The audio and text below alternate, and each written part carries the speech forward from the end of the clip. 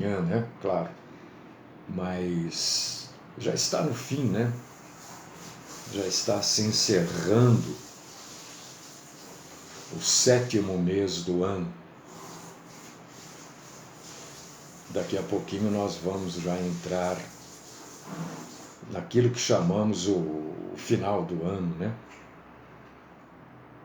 Todo-Poderoso, Deus eterno, justo, maravilhoso, fiel, verdadeiro, Deus de verdade. Nosso Senhor não age no meio da mentira, do engano, da falcatrua, da armação. Nosso Deus é puro, é santo, sem mácula. Deus majestoso, Deus tremendo, Deus que salva. Tudo isso que a gente vê acontecendo aí pelo mundo, todos os dias, né? A gente vê os noticiários aí. Tudo isso é culpa do próprio homem, é culpa do pecado. É o pecado que gera tudo isso. É o pecado que cria esse tipo de situação. É o pecado que, transforma para pior a mente das pessoas, as ações das pessoas. É o pecado. E nós continuamos pecando, né? Nós não interrompemos o ciclo pecaminoso das nossas vidas. E o Deus Todo-Poderoso a quem nós servimos é aquele que cuida de nós, é aquele que cuida, nos perdoando, nos enchendo de graça.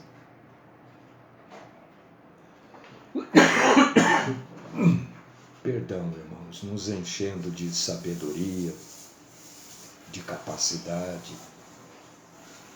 nos dando a direção certa, correta. Se nos desviamos para a direita, Ele novamente nos conduz ao caminho certo.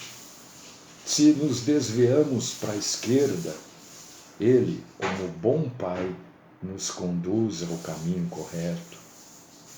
Se paramos ou desejamos parar, Ele nos anima para continuarmos no caminho.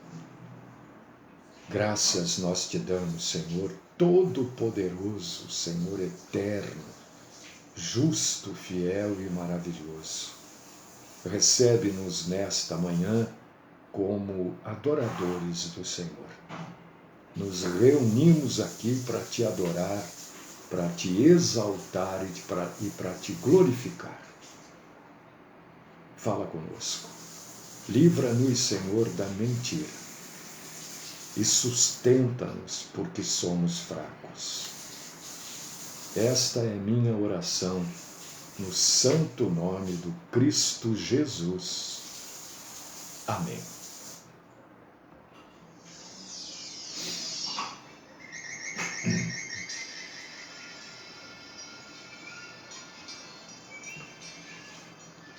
Muito bom.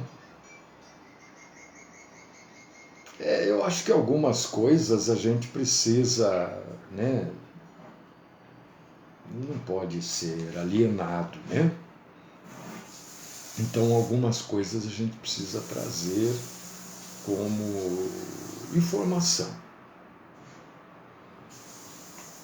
Ó, lá para cá, entendeu? E hoje eu tô com aquela tocinha, sabe? Daquela coceirinha na garganta. Bom, vamos lá. Então isso eu vou trazer como informação. porque eu creio que ontem a maioria das pessoas, né, viram os noticiários aí mostrando a situação que a faixa de Gaza se encontra, né? Primeiro, destruída pela guerra, segundo, pela fome, né? E as informações que eu recebi agora de manhã de Israel dão conta, eu não sei se é verídico ou não, eu vou trazer a informação, porque eu também não sei se é verídico ou não aquilo que nós vimos ontem, né?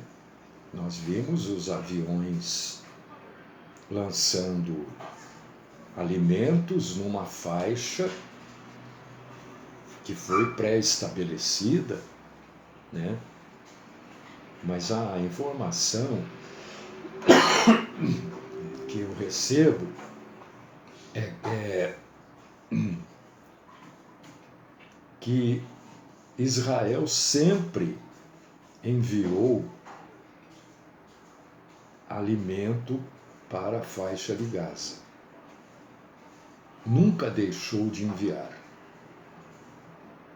Enviou, do começo da guerra até agora, 1,9 milhões de toneladas de alimento. Só que grande parte deste alimento é saqueada, é desviada pelo Hamas. Por causa disso que o povo está na condição que está. E só não saquearam o que foi enviado ontem, porque foi enviado dentro de uma faixa ali determinada por Israel e policiada por Israel. Senão aquele alimento também não teria chegado ao povo. Então isto é informação. Não sei se é verídica ou não. Eu estou só trazendo porque a televisão tem mostrado sempre o lado ruim de Israel. Eu não sou o defensor de tudo que Israel faz, né? Mas o que a gente pode dizer é que não foi Israel que invadiu a faixa de Gaza, matou e sequestrou jovens, mulheres, crianças, bebês e grávidas, né? Então, a televisão é muito tendenciosa. Então, eu estou trazendo este contraponto daquilo que a televisão mostrou ontem. Se é verdade ou é mentira, eu não sei. Mas a gente precisa ter sempre, né, o lado jornalístico da coisa diz que a gente precisa ter sempre os dois lados. Então, estou trazendo aqui o lado de Israel, que, segundo eles, nunca deixaram de alimentar o povo palestino na faixa de Gaza. Segunda coisa que eu quero acrescentar aqui em cima disso. Se você abrir sua Bíblia, e não é esse o assunto não, viu, que nós vamos tratar. Hoje nós vamos tratar do livro da vida. Né? Mas se você abrir a sua Bíblia em Mateus, capítulo 24, versículo 7, Mateus 24, 7. Sempre juntando as coisas, né? Juntando as coisas, senão, como é que vai fazer?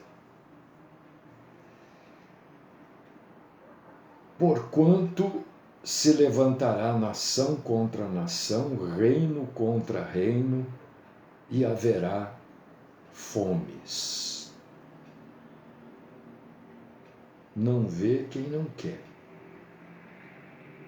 E eu tenho a impressão, talvez errada, de que a grande maioria não quer ver. Certo? Trouxe a informação. Eu vou falar bem devagar e o mais baixo possível para ver se a minha garganta vai. A irmã outro dia falou, você tem que tomar água. Mas não é o problema da água. Se fosse água, estava tudo resolvido. Eu até trouxe aqui uma canequinha ridícula que eu uso. Mas não é a água. É que essa gripe me catou mesmo de jeito, sabe? Tudo bem, vamos lá. Hoje a gente vai falar do livro da vida. Seu nome está ou não está no livro da vida? O meu nome está ou não está no livro da vida? O que você acha? Cada um pensa no seu nome, claro. Não adianta pensar no nome do outro, né? Eu espero, eu tenho fé. Quando eu digo eu espero, eu estou dizendo eu tenho fé que o meu esteja no livro da vida. O que é o livro da vida? Será que existe lá um livro? Né? Deve ser um livro, meu Deus, né? Tamanho desse livro aqui, que deve ser, que a Bíblia cita, deve ser um livro enorme para conter o nome de todos os salvos de todos os tempos, né? Esse termo livro da vida é uma figura de linguagem.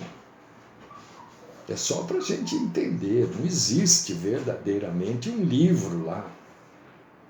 Deus não tem um livro com o nome lá, Mário, Joaquim, Jair, Edgar, Rosimeire, Otávio, Maria Leite, Edjalma, Altino, não tem, claro que não. É óbvio que não tem, né? Quer dizer, é óbvio, não sei, para mim é óbvio, né? Deus não precisa de um livro. Mas livro da vida é mencionado várias vezes na Bíblia. Você vai achar lá esse termo, livro da vida, em Filipenses 4, 3, Apocalipse, capítulo 3, versículo 5, Apocalipse 13, 8, Apocalipse 17, 8, 20, 12 e 21, 27. Paulo disse que as pessoas que cooperavam com ele no Evangelho tinham seus nomes escritos no livro da vida, lá em Filipenses, capítulo 4, versículo 3. Jesus disse que os nomes dos vencedores que se mantêm puros não seriam apagados deste livro, lá em Apocalipse 3:5. O contrário de ter o nome no livro da vida é rejeitar a palavra de Deus. Aqueles que rejeitam a palavra de Deus e servem falsos mestres não têm seus nomes escritos no livro da vida. Está na Bíblia. Apocalipse 13, 7 e 8 e 17, 8.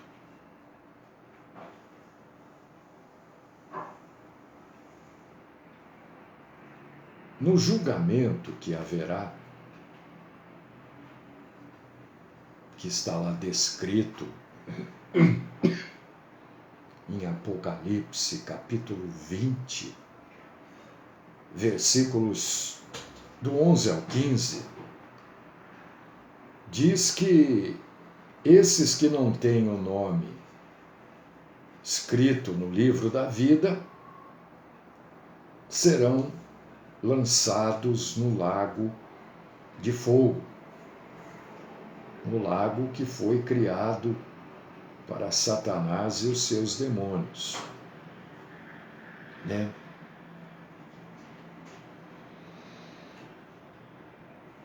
Apocalipse capítulo 21, versículo 7, diz que na cidade iluminada pela glória de Deus, somente entram aqueles cujos nomes estão inscritos no livro da vida. Isso tudo é para a gente entender a diferença entre salvo e não salvo, redimido e não redimido. Ah, mas eu creio que Deus tem sim um livro. Tá bom, não tem problema nenhum. Você quer crer assim? Não tem problema. Não tem problema. Entende? Eu não creio que exista um livro verdadeiramente. Porque Deus é espírito, você está entendendo por que eu não creio? Mas você quer crer, não tem, tudo bem. Tudo bem. Um livro é coisa material. Se Deus é espírito, por que ele vai ter coisa material? Entende? É só uma questão de crença. Nada muda se você crê no livro, e eu entendo que o livro aqui é apenas um cenário para a gente entender a diferença entre salvos e condenados, né? Existem outras passagens na Bíblia que não falam especificamente no livro da vida, mas mostram a mesma ideia de livro da vida. Por exemplo, uma delas é Hebreus capítulo 12, versículos do 22 ao 24, né? Que descreve o povo de Deus, os salvos, como a igreja dos primogênitos arrolados no céu. É a mesma coisa, tá vendo? Aqui não fala de livro da vida, mas fala que o povo de Deus vão estar juntos no céu, né? Filipenses capítulo 3, versículo 20, também não fala em livro da vida, né? Fala, os servos de Deus têm sua pátria nos céus. Não quer dizer que exista lá um país no céu. Entende? É apenas uma forma de transmitir a diferença entre salvo e condenado. Mas você quer acreditar que existe uma pátria no céu? Tudo bem, não tem problema. Não muda nada. Se você é salvo, você continua salvo. Se você não é salvo, você ainda tem a chance de se salvar. Entende? Isso está claro? Eu quero deixar bem clara a minha posição. Eu imagino que Deus não precisa de livro. Uma coisa literal, entende? Algo assim, ó, um livro, ó, tá vendo? Um livro, ó. Deus não precisa de um livro. Isso aqui é dos meus estudos aqui. Nada referente à igreja, né? Mas Deus não precisa de um livro para escrever ou para apagar nome. Entende? Ele é espírito. Ora, se Deus sustenta, e a Bíblia afirma isso, as aves do céu, se ele é capaz de sustentar, você sabia que existe no mundo 75 aves para cada habitante? Então tem muito mais aves do que habitantes na Terra. 75 aves para cada habitante.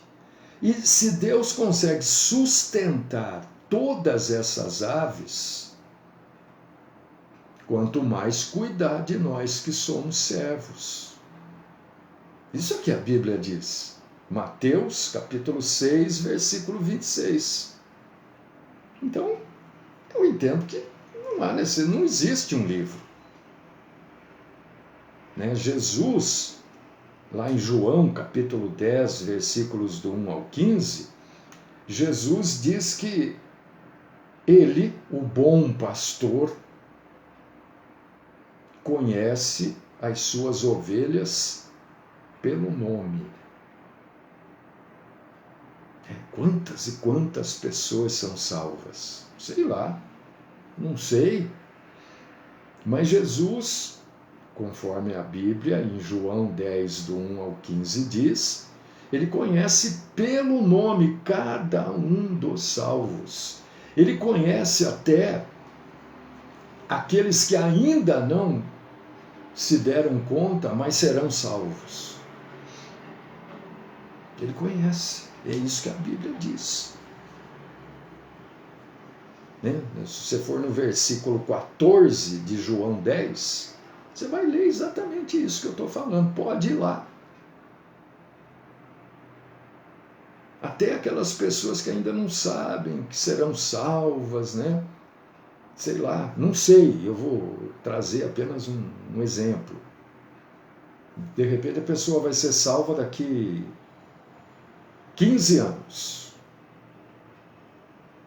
Até o nome desta pessoa que ainda não se deu conta da salvação, mas que receberá a salvação daqui 15 anos, Jesus já sabe o nome dessa pessoa. Então por que ele precisaria de um livro? E como é que seria um livro no mundo espiritual? Eu fico pensando isso. Aí eu chego à seguinte conclusão, de que o livro é uma figura de retórica. Né? É o argumento que a gente usa para a gente se fazer entender. Foi isso que os escritores da Bíblia usaram. Que a figura de um livro serve para comunicar para cada pessoa a importância de seguir Jesus nessa vida. Porque a salvação acontece aqui nessa vida. Se a pessoa morreu e não entregou a vida para Jesus, depois de morta não vai entregar também, não. Não adianta. A gente precisa deixar isso claro. Mas isso eu já sei, que ótimo, mas existe uma rotatividade de pessoas aqui. No YouTube, né? Lá no nosso blog, vez por outra eu coloco aqui também no antigo Twitter, né? Agora é o X, sei lá o nome disso. Então, tem rotatividade. Não adianta acender vela, não adianta. A Bíblia diz isso. Não adianta, a gente precisa falar isso. Eu não estou afrontando ninguém, não estou desmerecendo, estou dizendo que não adianta porque a Bíblia diz, não é o Mário que está dizendo, é a Bíblia. Não adianta fazer missa de 7º dia, 1 mês, 6 meses, 1 ano, 10 anos, não adianta nada. Aliás, missa não adianta absolutamente nada. Já expliquei isso também. Se você for lá no catecismo católico, se for, pergunta aí, o que é hoje tudo as pessoas perguntam como é que chama? No Google. Agora é inteligência artificial. Né? Tudo também o Google responde pela inteligência artificial. Pergunta aí, é simples. O que é a missa católica? Você vai ver que é o sacrifício renovado de Cristo. Ora, se Cristo mesmo diz que o sacrifício dele é único, como é que a missa é o sacrifício renovado? Cada vez que se faz uma missa, então Cristo morre novamente, ele se sacrifica novamente. Aliás, estava na hora da Igreja Católica Apostólica Romana mudar isso, né? Se é que já não mudaram, não sei. Sacrifício renovado. O sacrifício de Cristo não se renova, foi uma única vez. Eu não estou falando mal, não é nada disso. Eu estou esclarecendo. Né? Porque tem católico, eu não vou mais ouvir ele falar mal. Não estou falando mal. Estou falando coisas, às vezes, que o próprio católico apostólico romano não sabe. E a gente precisa esclarecer. Deus é a fonte da vida. E Ele mantém, usando o termo livro, Ele mantém a lista das pessoas que continuarão vivas. Mesmo após a morte. Mas então quem morre e não morre salvo, não continua vivo? Continua, mas em sofrimento. Isso não é vida. Vivo para Deus quer dizer junto dele. Junto dele, isso é vivo. Quem morrer e morre condenado, não tem vida. Da mesma forma que diz que aqueles que não. O nosso espírito está morto, né? Até que a gente não entrega a vida para Jesus. Aí o espírito revive no novo homem em Cristo Jesus. Da mesma forma.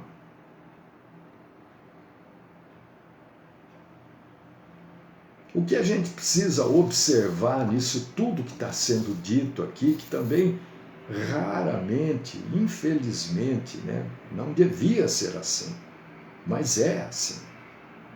Então a gente precisa alertar.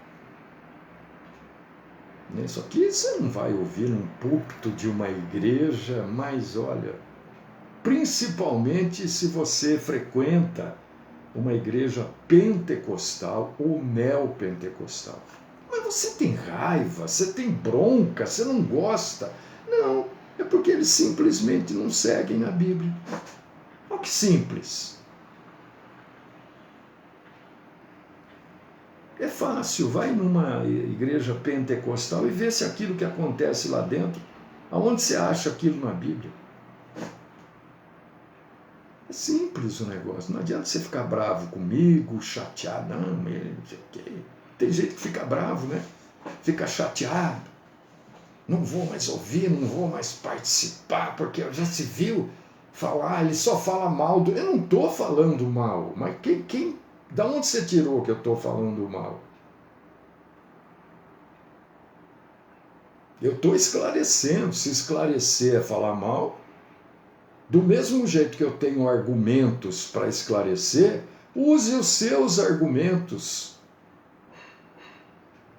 para desmerecer o meu esclarecimento. É simples a coisa. Vê se o que você vê nesses cultos aí, pentecostais, neopentecostais, acha isso na Bíblia. Imagina você, Jesus, fazendo aquilo. A vida, agora de manhã eu estava conversando, a vida é um negócio simples. Você quer viver simplesmente? Você pergunta para você, o que Jesus faria? Jesus faria isso? Você quer fazer tal coisa? Eu não sei se isso daqui é certo ou errado. Eu não sei. Isso aí não está claro para mim. Será que é certo? Imagina Jesus fazendo isso. Pronto, olha que simples. Se você consegue ver Jesus fazendo isso, é uma coisa boa, certa. Agora, tem coisas que a gente não consegue ver Jesus fazendo, né? Não tem jeito. Você consegue ver, por exemplo, uma igreja cheia de homossexuais com seus maridos, suas esposas do mesmo sexo? Você consegue ver isso? É simples. Eu não consigo ver, pois a Bíblia condena isso. Como é que eu vou ver isso? Então não é correto. Você consegue ver alguém que rouba o seu patrão, rouba o seu empregado, adorando a Deus e Deus recebendo esta adoração? Não, eu não consigo ver. Por quê? Porque a Bíblia condena isso. Olha, é simples.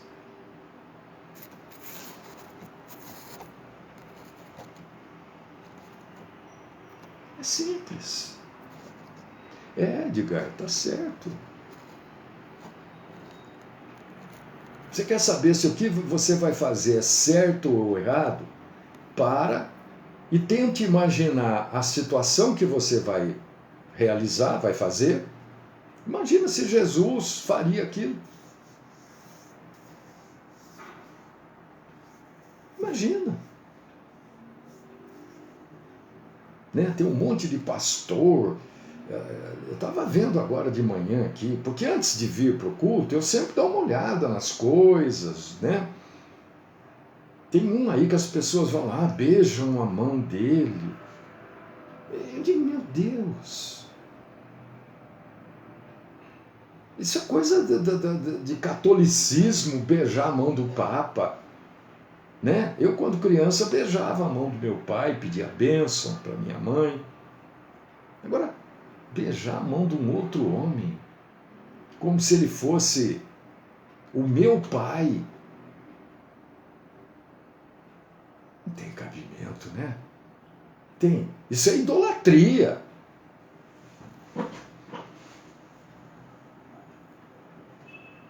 É simples. Vou fazer tal coisa. Não sei se está certo ou está errado. Imagina se Jesus faria aquilo. Acabou. Ah, não, Jesus faria, sim, sem dúvida nenhuma. Então faça. Agora de manhã estava dizendo, tudo nesse mundo é ilusão. A gente se mata, perde sono, fica nervoso, irritado. Nada vai para o outro mundo.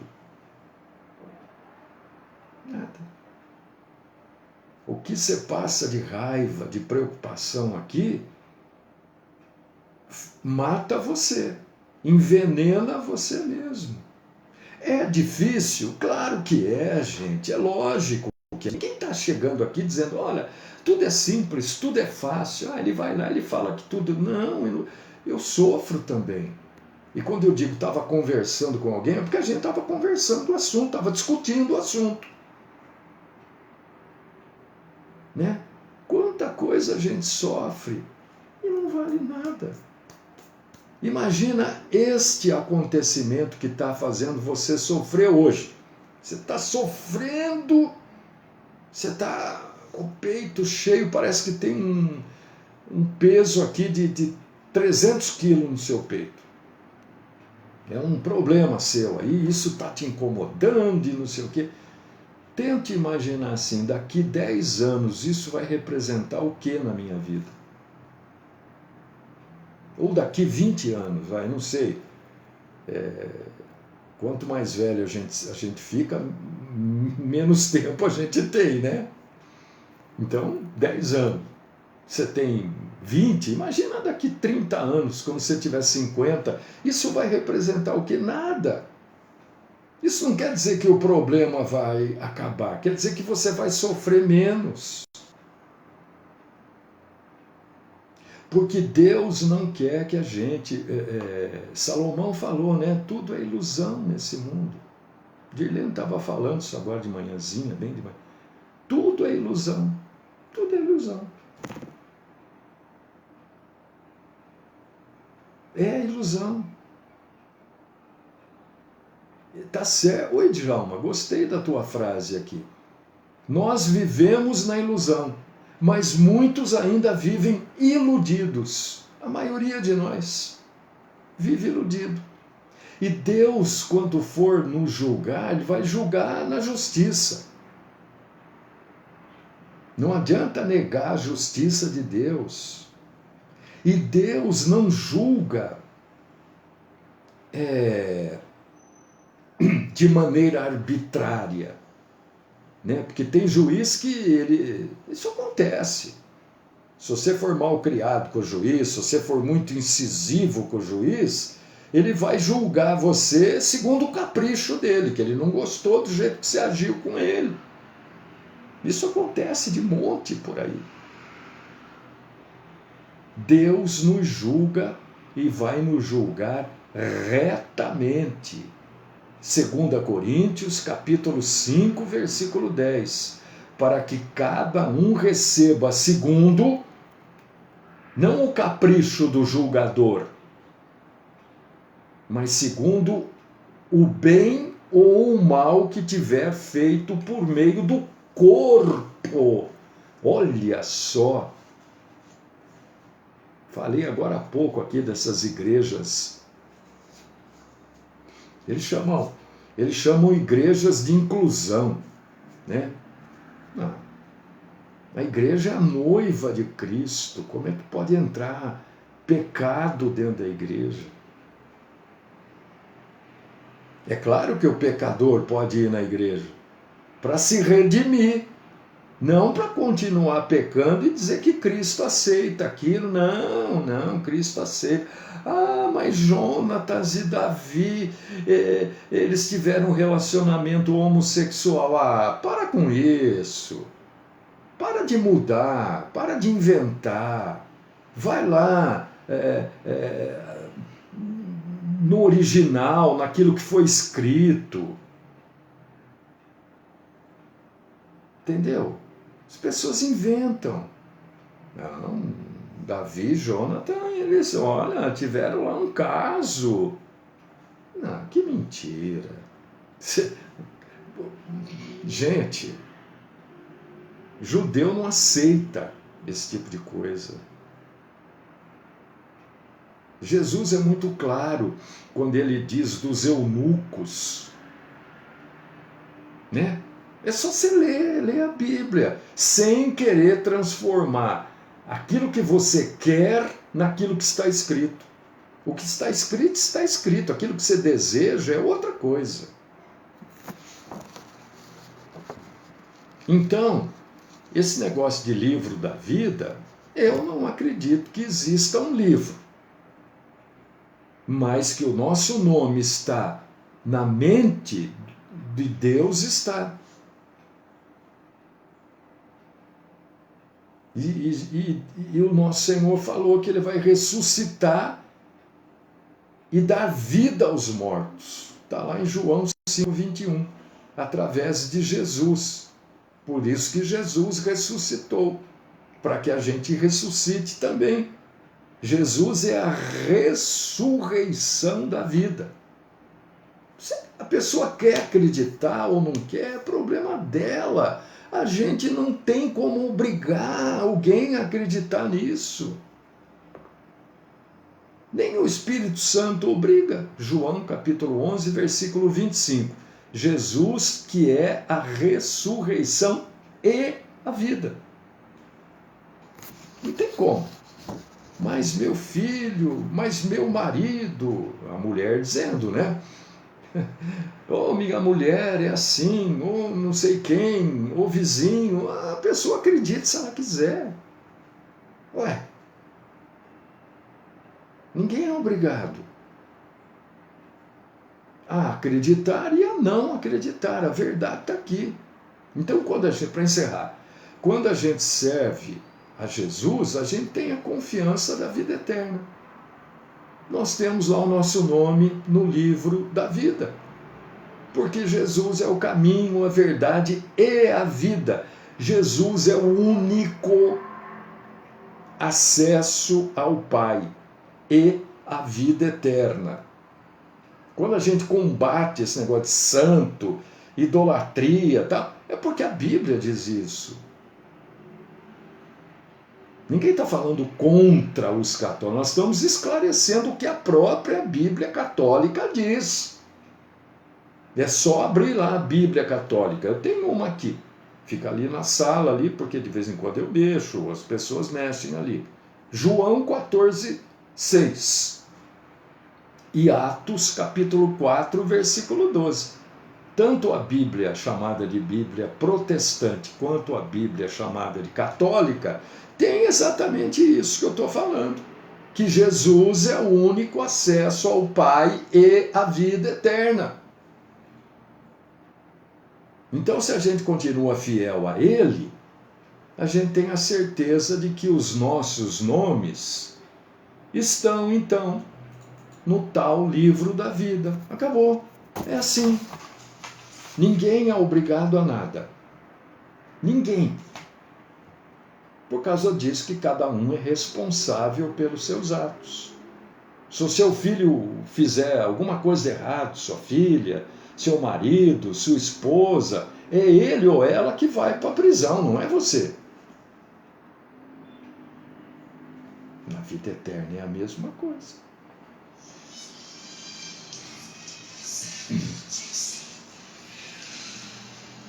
Senhor, vou pedir uma coisa só. Dá-nos a graça do entendimento. Acho que nós sofremos muito sem necessidade. Parece até que a gente tem uma ânsia pelo sofrimento. Tira isso de nós, Senhor. Tira isso de mim, dos meus irmãos e irmãs. Ajuda-nos, ó Deus, a sofrermos só o que é para sofrer. Nem mais, nem menos. O que tiver que sofrer, sofre. Agora, para a gente não acrescentar, não colocar problema no colo, trazer para a gente. Eu conheço algumas pessoas que pegam os problemas dos outros e põem no colo dela. Quer dizer, passa a ser meu. Não é assim. Ajudar. Agora, cada um resolve os seus problemas. Se a gente pode ajudar a resolver, ótimo, vamos ajudar. Dá-nos a sabedoria, a graça do entendimento. Esta é minha oração, no nome do Cristo Jesus. Amém.